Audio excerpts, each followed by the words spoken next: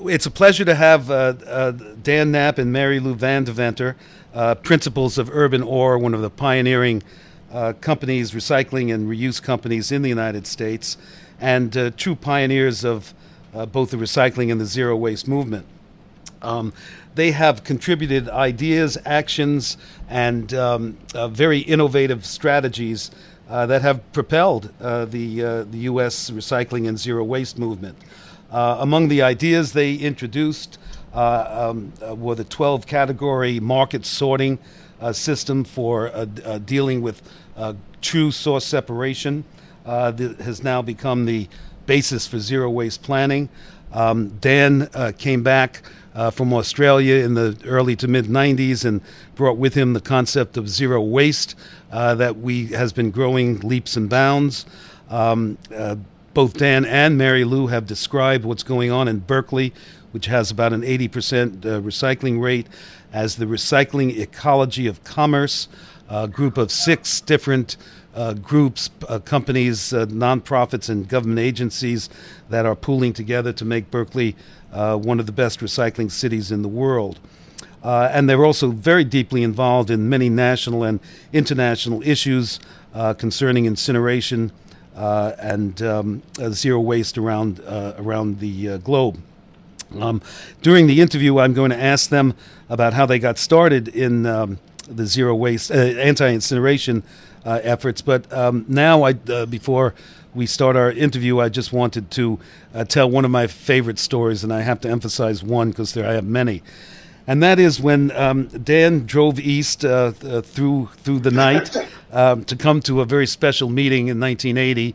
Actually, it was January 1981, of about 120 recyclers and environmental engineers to talk about recycling. This was in the middle of the heyday of planning and building incinerators. And Dan walked to the head of the dais, and he plunked down a big canvas bag with a big clunk. And he introduced himself as saying, "I'm Dan Knapp, and I salvage landfills, and here's my working capital, and I recovered all these tools from the landfill." And of course, he gave a tour de force on recycling and reuse, both environmentally and economically, and thereupon the waste engineers in the room revolted. And we had a wonderful discussion between the old paradigm and the new paradigm. So that was one of the many great memories I have of Dan. And I have equal great memories of Mary Lou, who is just the most wonderful environmental writer you can imagine. And both of them have really been intellectual stalwarts of the recycling and zero waste movement. So with that introduction, I'm going to turn it over to Nick to ask the first round of questions. So Dan and Mary Lou, welcome to the show. Thank you. Well, thank you. So I'm just wondering if you could just give us a little bit of a rundown about your history at Urban Ore and your history in the Berkeley community, and maybe just kind of tell us how you got started. Well, I think the first thing we have to tell you is that Neil got us together. He was he showed up and so did I, at the first national meeting of the National Recycling Coalition in Fresno, California. And afterwards, I was so poor at the time that I hitchhiked over there and slept out in the parking lot. But afterwards, Neil said, well, I've got a speaking engagement in Sacramento. Why don't you come along? They've already heard from me. I think your message is more important than mine. So without further ado, the two of us jumped on a bus and we went to Sacramento. And the next day I gave a brown bag lunch, and there was Mary Lou in the audience eating her brown bag lunch. And we went home together that night on a bus. There were so many people there from Berkeley that they had chartered a bus. So the two of us got together on the bus. I was so shy that I went and sat by myself, and she came and joined me. So that was nice. That's the most aggressive thing I've ever done. Otherwise, it might never have happened. Before you give us the details of how you got from the Berkeley landfill to your current 3-acre site in downtown Berkeley, could you just briefly describe the first formal date that you two had at the incineration conference in Berkeley? I think I think that's a very charming story. Boy meets girl meets incinerator. Well, it wasn't actually an anti-incineration meeting. It was the first time we had this date. On our big date, he wanted to take me to the city council meeting, which I had not been to city council meetings before. What a treat. So we went on this big adventure to the Berkeley City Council meeting, and that night, and we sat in the front row next to each other, and the Berkeley City Council that night was voting on whether to move forward with a procurement for a garbage incinerator, a mass burn incinerator. So they were just starting their discussion, and Dan was becoming agitated in the seat next to me, and he said, but they haven't heard, they don't know. So they were about to take their vote, and Dan couldn't stand it anymore. He hadn't had a chance to comment at all.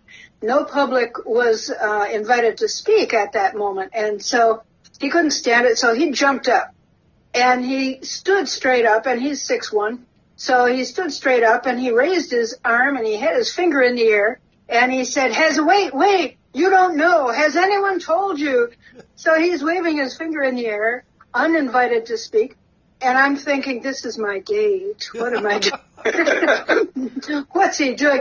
And so the mayor said, but there's no public speaking, and Dan kept pursuing. Has anyone told you about the dioxins? Has anyone told you about the ash? But so that night, the city council did end up voting unanimously to move forward with a procurement for a mass burn incinerator. And they had not heard all the information, and they had not taken the public comment. In Berkeley, this is the People's Republic, and they're supposed to confer with the public at all times, and they didn't. Dan just was upset, and they took their unanimous vote, and they moved forward, and that was the launching of the incineration opposition. That was our date, and I went out with them again anyway.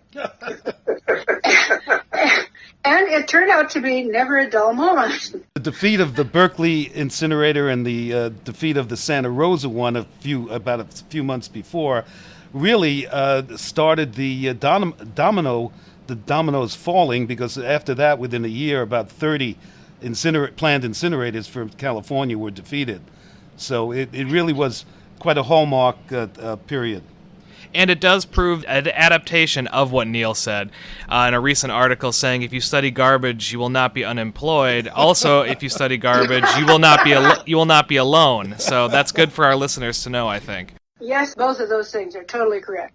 Well, let me get back to Nick's first question, and I apologize for interrupting, but the story of how you got from the face of the Berkeley landfill, which was the Bay, to your current facility. I had quit my college professor job a couple of years before and gotten involved in recycling in a disastrous way up in Lane County, Oregon, and lost my entire staff and my own job by telling them that this RDF plant, the refuse dry fuel plant that they had invested in, was going to blow up, which it did in the same month as Berkeley voted to start the procurement for the garbage burner. Yeah. So then my only choice really was to do what I did, which was to come down here and become a scavenger.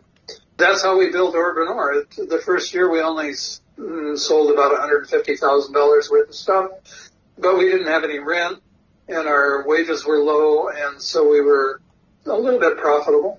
And we were able to invest in things like signage and so on.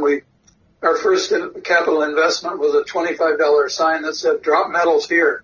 And within a week, we had an acre of refrigerators and old dryers and washers and all kinds of other stuff, because the public responded right away. And they started dropping off all their appliances right there instead of in the pit where we couldn't get them. So we learned as we went. By 1983, I started out at the landfill in '79. I met Mary Lou in 1980 or 81. 80, I guess. And then we started living together after that. We got married in 1984 in Berkeley, with Neil as the best man, by the way. Yes, absolutely. Beautiful rose garden. Yeah, it Yes, was. It was really a nice ceremony. The city of Berkeley had a municipally owned landfill, which is one of the things that allowed them to give the permission to salvage. And secondly, in the Berkeley 1976 Solid Waste Management Plan, authored by Ariel Parkinson and Beth Shickley and the other people who were on the commission at that time, they had the vision to salvage for reuse. And so Berkeley already had it in its plan that there should be salvaging for reuse at the city-owned landfill. This is a very, very visionary thing to do and provide, and it was contrary to the Environmental Protection Agency's operating instructions for landfills. Their operating instructions were, oh, for heaven's sakes, don't let anybody salvage at the dump. It's much too dangerous. You can work at a nuclear power plant or a chemical plant, but salvaging at the dump is too dangerous. Don't let them do it. And there were some other reasons as well. But I just wanted to interject that that's the reason that Dan was able to come and salvage at the Berkeley dump, was that the city of Berkeley had already had that vision. So he was emigrating from a place where they didn't have a vision to a place where they did have the vision. And that's what allowed Urban Ore to begin at all, because the city of Berkeley allowed salvaging. It was fundamentally incubating the business, because they let these guys go to the tipping face and bring back whatever they could and put it down behind the fee gate. And so from the customer's perspective, you pay your dump fee, you pay your tipping fee, and then you encounter a sales area, a recovery and sales area. So people would go to the tipping face and dump, and then they would come back and they'd stop and buy. But the only people who bought were people who had already paid to dump. So that's not your biggest market, and not everybody goes to the landfill to shop. So that's when the small investment that these guys were able to put together, they were able to rent a vacant property, well, on a busy street, a commercial street in Berkeley. And so they rented this empty lot, and they sold their salvaged goods both at the landfill, and then also Dan ran the first, expansion unit, which was the vacant lot. And so he opened that one, and that's what they would provide some of the salvaged goods to that new sales area, and then Dan would divert things from they would salt the inventory with that. And then Dan would divert things from going to the landfill in the first place. And I did that in part by paying people. I developed a trade credit system, among other things, to incentivize people to come to us. I had met a bunch of people, a bunch of haulers out at the dump, and they knew that I had made this transition, so they started coming to me in the new place. And so I would usually give them some small amount of money, enough to maybe buy a beer or buy a sandwich or something. And that was enough to bring them in, and then I got their stuff, and I could turn around and sell it. We expanded from there. So we were able to move from one place to another as we tried really hard to find stable commercial land to be on. Eventually we did stabilize, and eventually we bought property, and now we sit on a piece of property that we were told last year is worth about $9 million, and we own it, which is really talk about, it's not rags to riches, it's trash to something. Dan and Mary Lou, I know Mary Lou is the the operations manager, and I know that Dan is the door specialist, but could you just give the listeners a short description of what you physically have on your 3 acres? Oh, I'm the one with the inventory list. Okay. We have basically everything that doesn't require a motor vehicle permit. How much, I know the site is 3 acres. How much do you have under roof? How many square feet under roof? 30,000 square feet under roof. And if the last time we spoke about a month or so ago, you have about 35 employees, if I'm not mistaken? About 40. 40. Yeah. And could you explain how your workers earn money? I know there are various categories of how they could earn money, and I think our listeners would appreciate the way you guys figured that out. Well, Dan's the one who put this compensation system together, but I'm the one who explains it most often. Dan's a sociologist. He constructed this compensation system that is different from anybody else's. Every person in the company works on an hourly wage, including us. And that is so that we are all actually structurally in the same boat and nobody's getting rich off of somebody else's back. So everybody works on a per hour wage, and your compensation has two basic parts really. One is your base wage, and that's an individual wage. The base wages right now go from 10 and a quarter to 18.50, and where you are in that range depends on your rank and responsibilities. And nothing depends on longevity. Nothing is seniority. Because you have seniority, that just means you get to keep your job longer. But seniority doesn't give you anything except for a better share of the profit sharing at the end of the year. On a per hour basis, we have the base wage, and then we have an incentive. And the concept of the incentive is that you work for a couple of weeks and you put out your energy and you put out your labor and you cooperate with everybody and everybody brings in money. And so on the next paycheck, you get some. The per hour incentive is calculated by taking, for that pay period, which runs from the 26th of one month to the 10th of the next month, and you get paid on the 15th. And then the next pay period is the 11th through the 25th, and then you get paid on the 1st. So we get paid twice a month. So for any given pay period, we calculate 9.5% of the gross income, not including tax, but gross income, 9.5%, and it goes into a pool. And then also $15 a ton that is salvaged either from the transfer station floor. We still salvage at the dump. 38 years later, we're still salvaging at the dump. We bring in an average of 3 tons a day with 3 salvagers. So that's 1 ton per day per person they bring in. This is heavy work. And they work really hard, and we have a very, very low injury rate. So it's $15 a ton that they salvage and $15 a ton that the outside trader picks up. It's a couple of guys in a truck, and we go out and pick things up from people's homes and businesses when they call us. So they work 6 days a week, and the salvagers work 6 days a week. So $15 a ton that all these guys bring in, that goes into the incentive pool, along with the 9.5% of gross income. And then the incentive pool is divided up that pay period equally according to the number of hours you worked. Actually, we've done very well. In 2017, I think the average was like $4.02 or 3 cents per hour for everybody who worked over the course of a year. It fluctuates up and down with income, but it averaged out at the end of the year at about $4.02 or 3 cents per hour. So you add that to the beginning wage is 10 and a quarter. So you add 4 and a couple of cents to that. So that's $14.27 an hour as the beginning wage. Starting October 1, the minimum wage in Berkeley is going to rise to $15 an hour. So we'll restructure that for October 1. When you work here, you get a base wage and a share of the gross income. It's income sharing, which of course is different from profit sharing. You work here, you make money for the company, and you get some on the next paycheck. That sounds like a really interesting kind of social enterprise model that I think, is interesting and kind of goes through a number of the different initiatives at ILSR.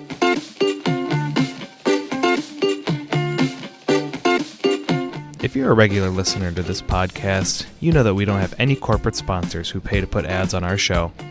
The reason is that our mission at ILSR is to reinvigorate democracy by decentralizing economic power, so it doesn't make a lot of sense for us to carry ads from these national companies. Instead, we rely on you, our listeners. Your donations not only underwrite this podcast, but also help us produce all of the research and resources we make available for free on our website, ilsr.org. Every year, ILSR's small staff help hundreds of communities challenge monopoly power directly and rebuild their local economies. So please take a minute and go to ilsr.org and click on the donate page. That's ilsr.org/donate. If making a donation isn't something you can do, please consider helping us in other ways. One great thing you can do is to rate and review this podcast on iTunes, Stitcher, or wherever you get your podcasts. Ratings help us reach a wider audience, so it's hugely helpful when you do that. One other thing you can do is sign up for one of our newsletters and share it with your friends. And now, back to Dan and Mary Lou, co-founders of Urban Ore in Berkeley, California.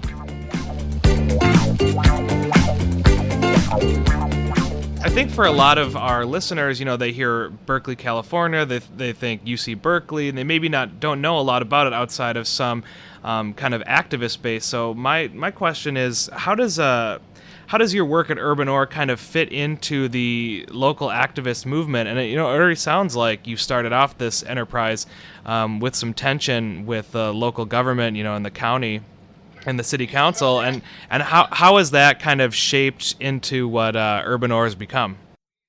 We feel that what we're part of is something that we're now trying to defend from the waste managers who are still in control in Berkeley, even though we've taken away more than half of their market share.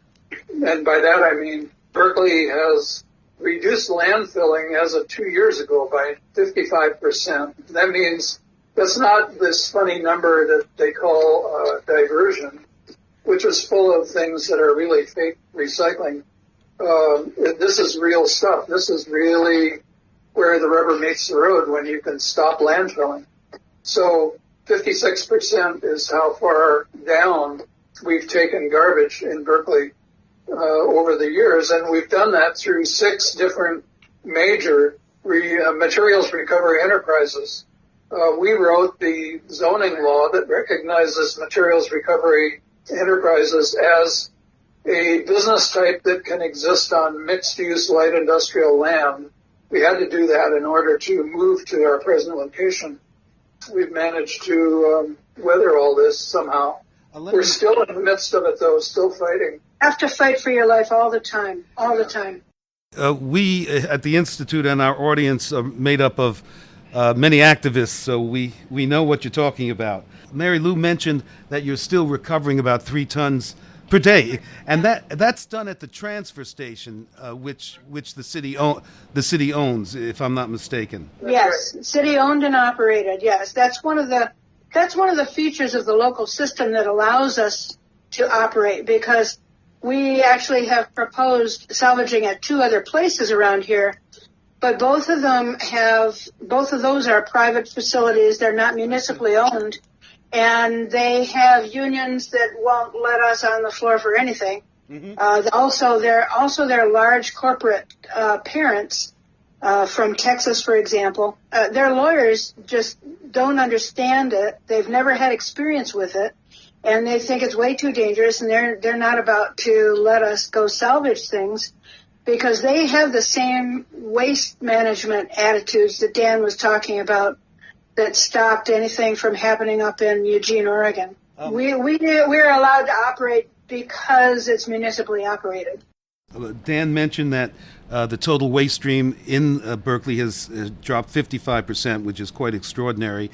And I wanted to point out that Urban Ore is a private company. Yes. They are not, of course, responsible for the entire 55%, but they've actually been acting like a social enterprise. Yes. On not only recycling, but many other issues, zoning issues. A lot of money comes out of Urban Ore that is not a business expense, it's a community expense. And among the projects that Urban Ore is helping to support now are the Recycling Archives project. It's currently housed in the University of Illinois Springfield. It's a project that the Institute and Urban Ore started, but Dan and Mary Lou have really been carrying it along with some other people, Susan Kinsella and Wynn Coplia. But I wanted to point out that the activity of Urban Ore is the best definition of a business neighbor. A neighbor that cares not only about its bottom line, but its workers and the surrounding community. So we're really talking about a unique enterprise. Neil mentioned that we behave like a social enterprise, and in fact we feel like a social enterprise. Right now, Dan and I are the only shareholders in the corporation. We have 2 steps we're about to take. One is very easy and short, which is we're going to transform the corporation from a regular for-profit California corporation into a new critter that the state of California and 4 or 5 other states have inserted into their corporations code, and we're going to become a social benefit corporation. And that means that we will have a statement of purpose, and every year we have to file a statement with the state of California that describes what we did in the previous year to meet our mission goal that we said we were going to have. So we're going to establish ourselves as a corporation that has a social benefit mission. And the second step we're going to take is we're going to sell this business to the staff. It'll become a worker-owned corporation in a slightly different format from some worker-owned co-ops, because the worker ownership co-op will be a shareholder in the for-profit benefit corporation. As we kind of move into the last part of the show, I just have a question about salvaging resources in the local economy and maybe how they lead to better neighbors, better neighborhoods, maybe more connection. And I was wondering if you maybe could just talk a little bit about that and maybe how you've kind of seen the communities in Berkeley grow, the more that you see folks coming down to Urban Ore, getting these materials and, helping to rebuild some of these parts of the community that maybe haven't had as much opportunity as others. Those are the parts of the community that we work with the very most, I think, because one of the secondary economic impacts of our enterprise, we salvage at the dump, and so everything that we take off the transfer station floor doesn't become landfill. So that's pollution prevention right there. So we prevent pollution, and then we distribute our wares. We distribute the stuff we've rescued. We distribute through retail sales. So we employ somebody to do that. We employ a salvager. We employ a salesperson. We have also employed somebody to wipe it off and put a price tag on it, and the salesperson takes it onto the display floor, and they display it as merchandise, and that transforms trash into treasure right there, just by wiping it off and putting a price tag on it and putting it out for sale and saying, look, it's merchandise. That transforms it, and then people come in and they buy it. So we provide low-cost goods to the community that will raise the standard of living for people. If it's a building product, if it's say you've got an old sash window, the buildings out here in this climate, we don't have snow and we don't have cold that causes shrink swell effects in people's homes, but we sure have a lot of sun. And the sun will kill your south-facing windows so fast. So people's south-facing windows tend to rot out. So if you have an old home, a Victorian, say, and you've got a rotted out south-facing window, you can come to Urban Ore and find a replacement for $35 to $45 rather than having a reproduction made for a couple of $100. So you get to fix up your home with a low-cost window. Now, if you're a low-income person, that means that you will buy the window to fix your house up with rather than saying, oh, I can't afford that. I will let my home continue to deteriorate. So because we have these kinds of materials available to people with lower incomes, they can retain their property values. They can fix up their properties the way they really want to, and they can retain property value. So for the community, it retains property value. That's part of our economic impact is retain property value. We also provide materials for craftspeople to work with the handyman who puts that window back into your kitchen for you or does your kitchen remodel or your bathroom remodel. We provide the materials that they work with. And if they buy a window from us that is painted orange with purple polka dots and they're putting it into a home that's painted white, they're going to have to take some time to refinish the window. So they get paid to refinish the window. So that's adding a little bit to the craftsperson's income. And when they put the window back in, it's an original window. And so people and people who are doing historic preservation and historic conservation come in and buy things from us because we have the original materials, not reproductions. You're describing what happens in the Berkeley, general Berkeley community, but can you describe the very neighborhood where your site is located and what happened since you opened up there to the business community immediately, your neighbors and down the block from where you are?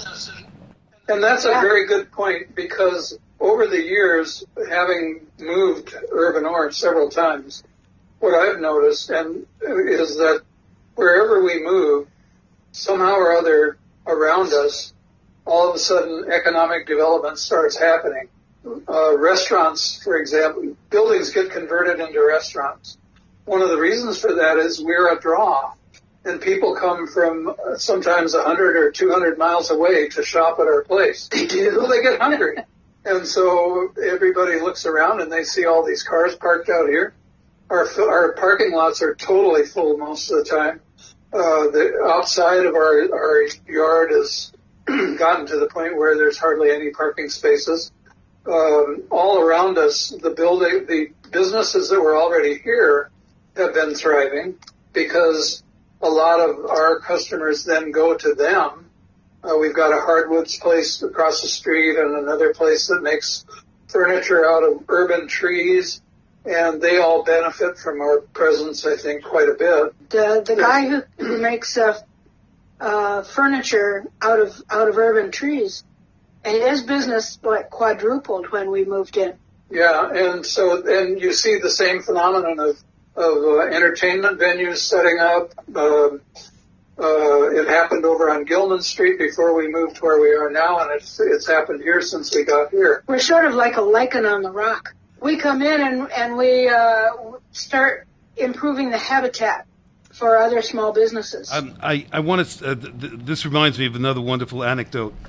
Over the years, I've spent a couple of whole days hanging out at Urban Ore, and I was amazed at two things.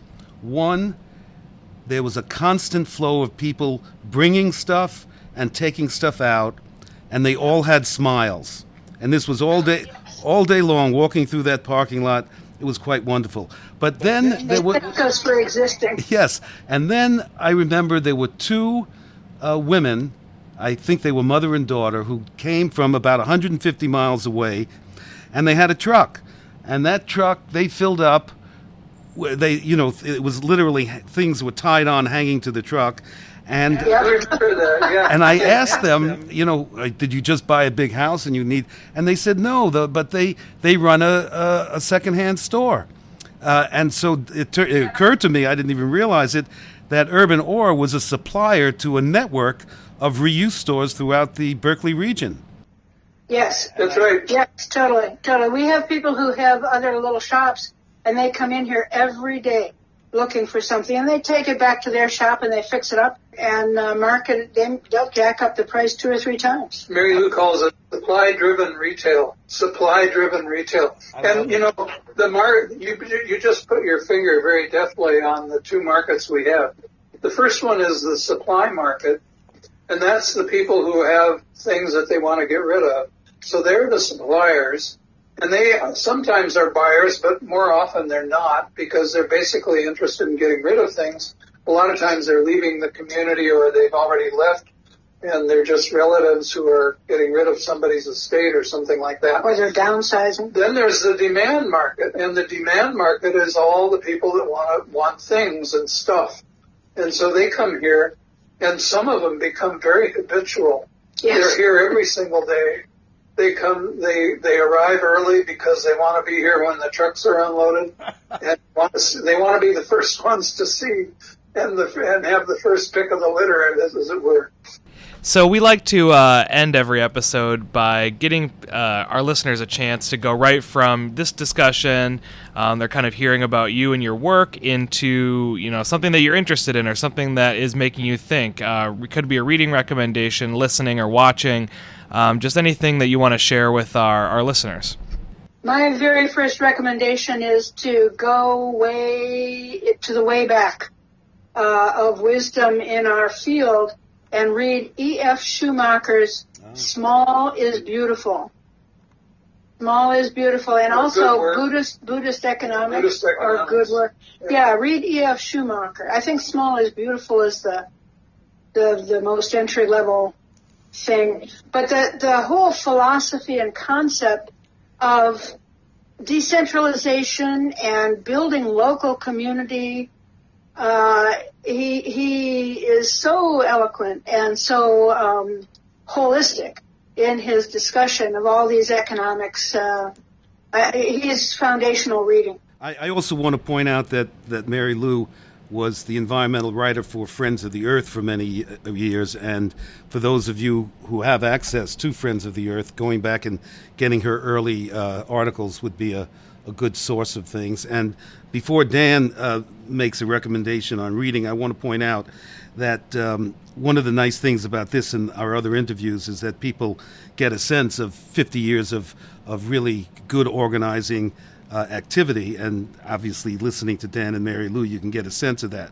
The project that Dan and Mary Lou and I, to a lesser extent, have been working on have actually documented through interviews and many other sources of documentation the stories of our colleagues over the last 50 years. Gretchen Brewer, wonderful organizer who unfortunately passed away, Mary Appelhoff, the same thing. So for those of you who really want to follow this wonderful movement, a democratic environmental movement that's been highly successful, stay in touch with Urban Ore and the Institute, and we will be able to guide you to very relevant documents to how this movement got together and how it sustained itself. I'm trying to think. There's so many things. I read all the time. Paul Punnet's book is good. There's so many things. The whole ILSR website. Yeah, our website. Can't ask for a better promo than that. And also, I did my very first podcast, and I'd like to just promote it a little bit. If you go to indeepradio.com, Indeep Radio, all one word, INDEEP radio.com, and then just hit the button for podcast. You'll come up with a podcast from me that's an hour long. And I was interviewed by Angie Coiro, who's quite a wonderful professional interviewer. And it was then put out over NPR. So it's a pretty interesting podcast, I think, covering quite a lot that we haven't even talked about here. She's very interesting. That interview is interesting for one thing, because Angie Coiro is not a recycler. She's just a regular, and she's not a community activist. She's just your basic reporter with an environmental bent. And her questions were extremely good, also targeted for non-technical recycling audiences. So she was real good at getting to a general audience synopsis kind of statements and stuff. Dan and Mary Lou, thank you so much. Your testimony, if you will, during this podcast really underscores the principles of why the Institute's interested in recycling. It decentralizes the economy, and it takes away the market share from wasters. And you guys have been more than an ideal model for the rest of us. So we really appreciate you being here and for everything you do. And you've been an inspiration to us. We sure have, and we're very honored to be profiled by you guys in particular. All right, well, thank you very much, and I appreciate you being on. Thanks. Thank you so much for tuning into this episode of Building Local Power. You can find links to what we discussed today by going to our website, ilsr.org, and clicking on the show page for this episode. That's ilsr.org.